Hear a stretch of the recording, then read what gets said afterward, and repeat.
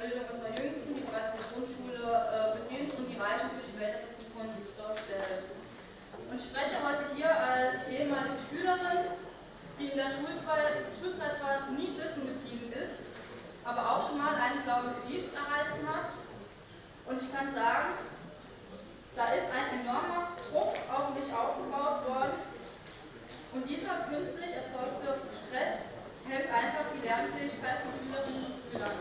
Wenn man weiß, dass die nächsten Noten, die man schreibt, vielleicht sogar die nächste Klassenarbeit entscheidend sein kann, ob man sitzen bleiben muss, ob man aus seinem sozialen Umfeld herausgerissen wird und seinen Freunden getrennt in eine andere Klasse kommt, das ist ein Lernhemmer, das blockiert und führt dazu, dass Noten oftmals schlechter werden, obwohl das Lernverhalten sich ändert und bessert.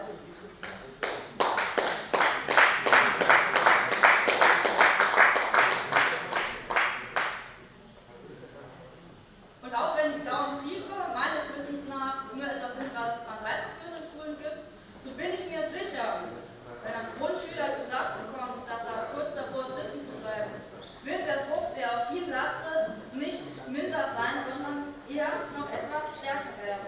Denn sitzen bleiben wird in der heutigen Zeit fast immer als Strafe gesehen. Sitzen bleiben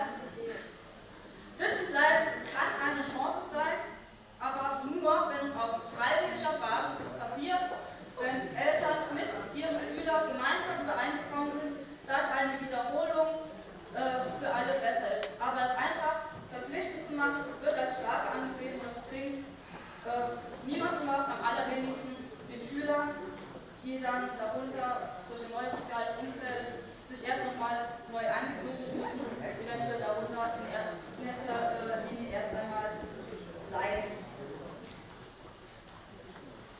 Wenn wir in ein anderes Bundesland schauen, beispielsweise in Berlin, die sind ja im Bereich der Grundschule ein kleines Schrittchen weiter, ein bisschen revolutionierter als es da. Da wird nicht nur auf das Sitzenbleiben verzichtet, sondern da wird, ähnlich wie es auf dem Papier vom Bildungsminister war, ein jahrgangsübergreifender Unterricht angeboten. Und da bleibt auch keiner sitzen. Und das hat da durchweg zu positiven Ergebnissen gebracht. Und ich finde, dass wir hier sehr wohl an einer Stelle sind, wo wir trotz Schulfrieden noch einmal darüber debattieren sollen, ob es nicht vielleicht neue Erkenntnisse gibt, die man auch einfließen lassen muss in die Diskussion, in den Schulfrieden, um den Schulfrieden nicht nur zu wahren, sondern um den Schulfrieden durch weiterführende, revolutionäre Änderungen zu verbessern.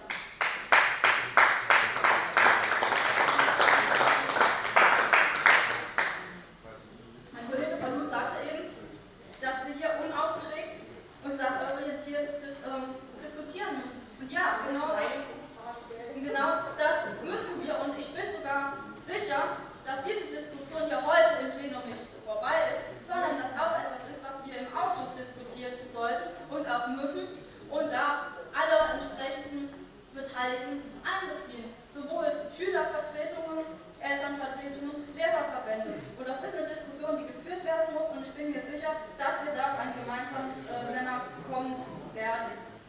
Aber da wir selbst davon überzeugt sind, dass Sitzenbleiben eher eine Strafe ist als eine Chance, wenn es aus Zwang geschieht, und wir schon Belege haben, dass es sich negativ auswirkt, auf jeden Fall nicht positiv, wie es gesehen wird, stimmen wir dem Antrag von Bündnis 90 Die Grünen zu und wir bitten